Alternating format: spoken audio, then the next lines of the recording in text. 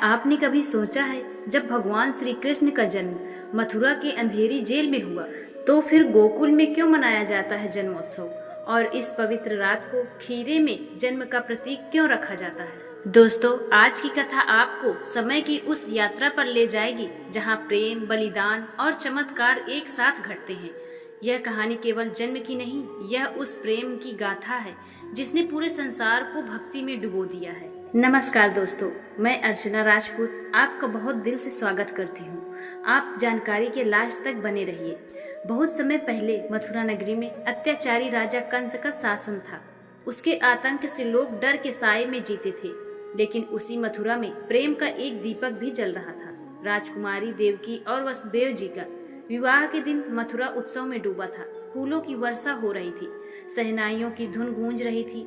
स्वयं कंस अपनी बहन को स्नेह पूर्वक विदा कर रहा था, लेकिन जैसे ही वह रथ चला रहा था, आकाश से एक गूंजती हुई आवाज आई, कंस, तेरी बहन की 8वीं संतान ही तेरे विनाश का कारण बनेगी। एक पल में उसका चेहरा बदल गया। प्रेम की जगह भय और क्रोध भर गया।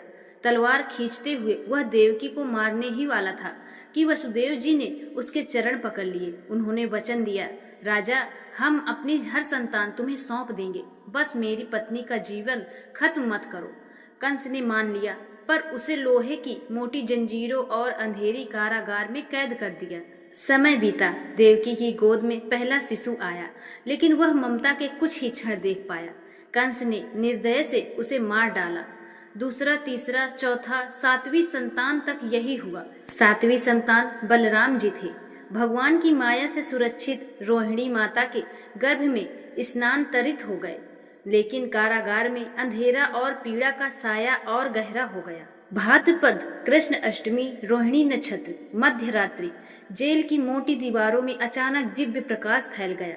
देवकी और वसुदेव ने स्वयं भगवान विष्णु के 4 भुजाओं वाले रूप के दर्शन किए। शंख, चक्र, गदा और पद्म धारण किए, मुकुट पर मोर पंख, होठों पर दिव्य मुस्कान। भगवान ने कहा, माता पिता, मैं ही वो हूँ जो आपके कष्ट हरने आया हूँ।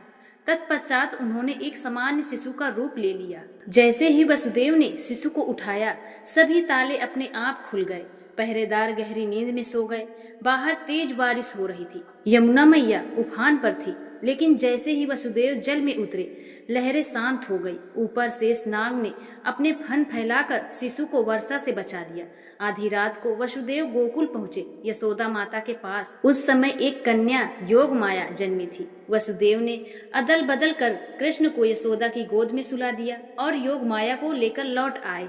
सुबह हुई। यशोदा ने जब अपनी गोद में शिशु देखा तो उनका हृदय आनंद से भर गया।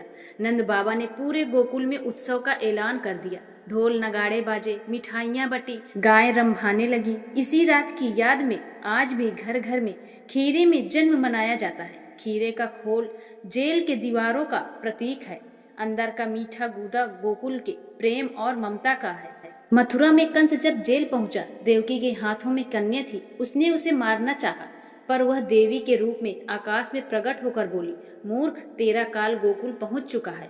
इसके बाद कंस ने अनेक राक्षस भेजे। पहले पूतना, जिसे बालक कृष्ण ने जीवन शक्ति खींचकर मुक्त कर दिया। फिर सक्टासुर, तृणावर्त, कालिया नाग। हर बार गोकुल वासियों ने देखा कि यह बालक कोई साधारण नहीं है। जब इंद्रदेव ने वर्षा और तूफान से गोकुल को डुबाने की कोशिश की, तब छोटे से कृष्ण ने अपनी उंगली पर गोवर्धन पर्वत उठा लिया। 7 दिन तक गोकुल वासियों को आश्रय दिया। बरसाना से आई राधा रानी के साथ उनका प्रेम तो अलौकिक था, जैसे आत्मा परमात्मा का मिलन।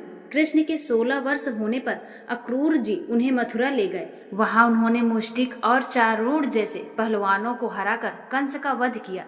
देवकी और वसुदेव मुक्त हुए, लेकिन कृष्ण का हृदय गोकुल में ही बसा रहा। यशोदा माता और नंद बाबा का स्नेह, गोकुल की गलियां, यमुना का तट, यही उनकी सच्ची पहचान थी। प्रिय भक्तजन, कृष्ण का जन्म मथुरा के जेल में हुआ, लेकिन उनका पालन पोषण गोकुल की ममता में।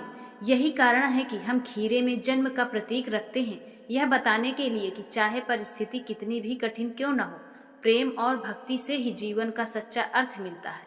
जय श्री कृष्ण।